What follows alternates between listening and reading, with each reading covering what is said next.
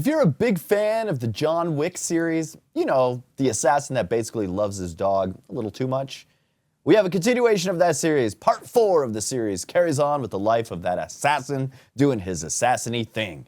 What I love about the series is that nobody in this universe is actually a good guy, maybe for the biggest baddie of them all. And I have that biggest baddie right here on our show right now. Let's talk to Bill Skarsgård. How are you, buddy? I am excellent. How are you? Thanks for having me. I'm doing fantastic. All right, we got John Wick Chapter 4. Can you tell me about your character and how you got involved and jumped into the big role of being one of the big bad guy antagonists in all of this? Yeah, absolutely. I was a fan of the franchise before. I think I'd seen at least 2, if not all 3 of the movies before this was approached, before they approached me with this. And yeah, it's just the world and the universe is so fun and bizarre. And on top of that, you have, Keanu Reeves is incredible, idiosyncratic charisma that, only he has. Some of the best action there is out there, so it was a thrill to be a part of it, and I was approached with the opportunity to be the antagonist of the movie in the 4th installment of the franchise. And just like any sequel, the spectacle just keeps on growing. So the 4th one is a lot. It's the biggest bang of the franchise, if you will. And it's actually getting really high positive ratings, and it's kind of leading into maybe a spin-off film, the Ballerina, and maybe a television series, the Continental. Is there anything that you could talk about for those, or should we just go see the movie first, then maybe we'll talk about them next time around? Yeah, I mean, it's quite incredible. I just love the story.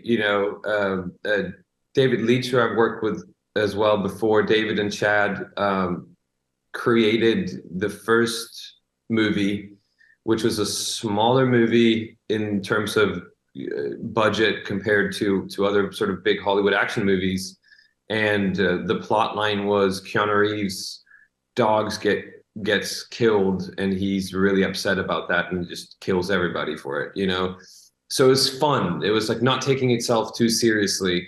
And then there were a lot of these kind of cool kind of, oh, there's a universe here, there's the Continental, and there's a hotel, and there's a secret underground organization that has a lot of power and assassins and so forth.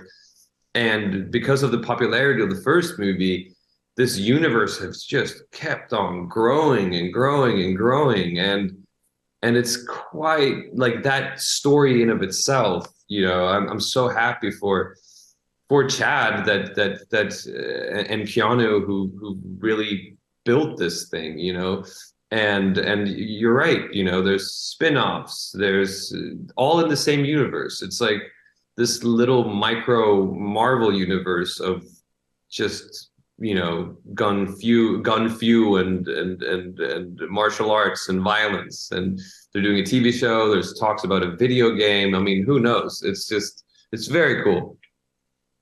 And okay, so I have this one question from the world of the lore of the internet. And I thought the perfect person to kind of settle this is you.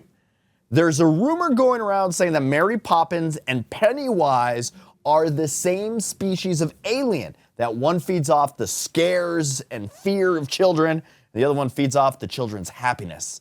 What are your feelings or thoughts on that? Is this true?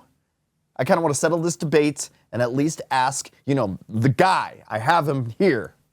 Wow, that's the first time I heard that theory. I don't think Pennywise would stand a chance against Mary Poppins. I'll just for the record, put that out there. So, and maybe also for the record, I hope that love triumphs over fear and hate. So, that's a very interesting theory. I like it. The dichotomy between good and evil is sort of the essence of a lot of stories and also life itself, right? So let's live the Mary Poppins way. All right, good. But I don't think Disney's ever going to do a crossover between the two, but I hope, all right? That'd be hilarious. Okay, we'll leave it at that. Bill Skarsgård, thanks for hanging out with me this morning. I want to tell everybody to go check out John Wick, Chapter 4. It's in theaters now, so thank you for joining me this morning, Bill. Thanks a lot, man. Bye.